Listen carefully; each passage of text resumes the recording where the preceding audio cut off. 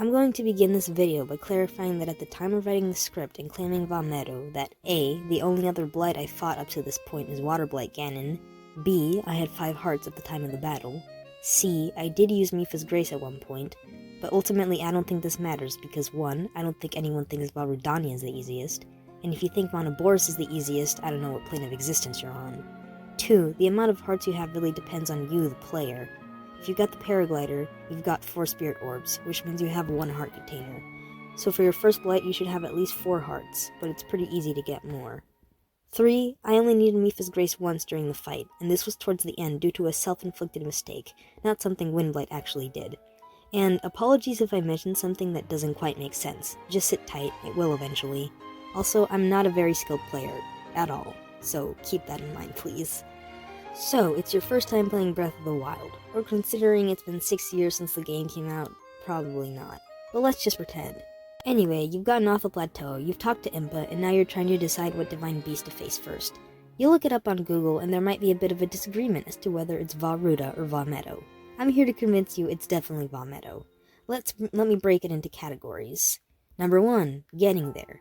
To get to Vahruda, you have to get to the edge of Zora's domain. When you get there, you might notice that the rain kinda goes on forever. Keep this in mind. Also, a big fish is gonna jump out of the sky and introduce himself as Sidon, the Zora Prince, and he's gonna lead you to the palace. Now, all you, the player, have to do is follow a pathway littered with lightning strikes, remember the rain, monsters, and monsters with the ability to wield lightning strikes. And while Sidon is a nice guy and all, he doesn't really do much to help besides give you an elixir. So have fun being electrocuted. Now to get to Medoh, you need to get to Rito Village. For this you need a horse and the ability to follow a path. Congrats, you will now be able to run past or trample any danger in your way. There's even a convenient stable next to Rito Village. Number 2, boarding the Divine Beast. For Vahruda, you're gonna need arrows, and specific arrows at that. You've got to convince this old guy to tell you where to get shock arrows. Spoilers, it's at the top of a mountain, right next to a Lionel. And if you don't know what a Lionel is, have fun with that. All you need to know is they never miss. Ever.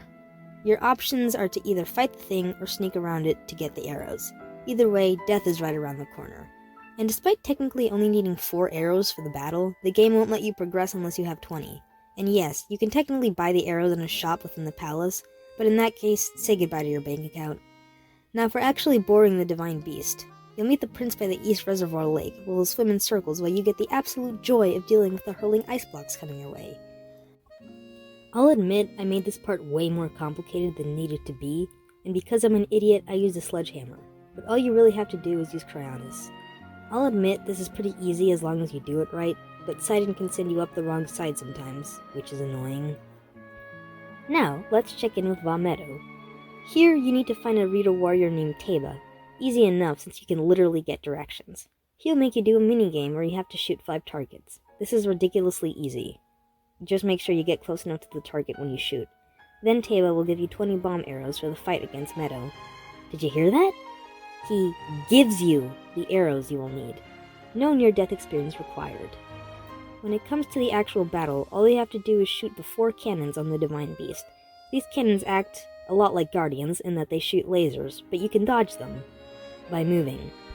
Literally, just don't hover in place for more than 3 seconds. And once again, get as close as you can.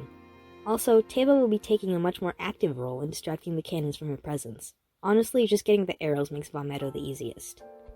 Number 3, the terminals. Not much to say here, you have to activate 4 terminals on each Divine Beast before reaching the central terminal, but while the puzzles in Vahruda aren't difficult, the puzzles in Medoh are easier to non-existent.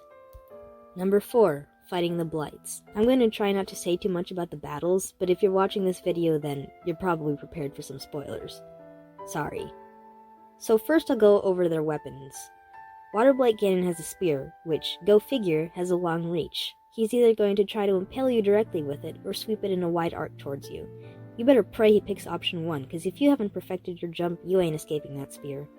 Windblight has lasers on one hand, which you can dodge by moving at a light jog. And when you're in the air, just remember to not stay in one place for too long. Now for the fight, both of the battles have 2 parts where it gets harder on the second round. But with Waterblight, keep in mind you have less mobility and less places to hide. You have the option of fighting both blights with arrows, but with Windblight you have the added luxury of being able to slow down time as you fall to get your aim right. not something you get with Waterblight Ganon. You'll make friends pretty quickly with that spear if you haven't got a good shot. And now I'll introduce a factor I feel is important. Both of the battles will take place near the central terminals. However, the central terminal in Medoh is in the center. Essentially gives you a free shield to dodge those lasers. Whereas in Ruta, it's next to a wall. You can hide behind it if you want, but you're going to be just as exposed when you come out again. Remember, more cover in Medoh. And now for the advice on how to fight these two. Dodge that spear, upgrade your stasis, and have a shield. Hide, get in the air, and take advantage of those bomb arrows. And most importantly, have plenty of food. Also, in hindsight, the existence of this video is pretty pointless considering how old this game is, but if you liked anything about it, please tell me. And bye.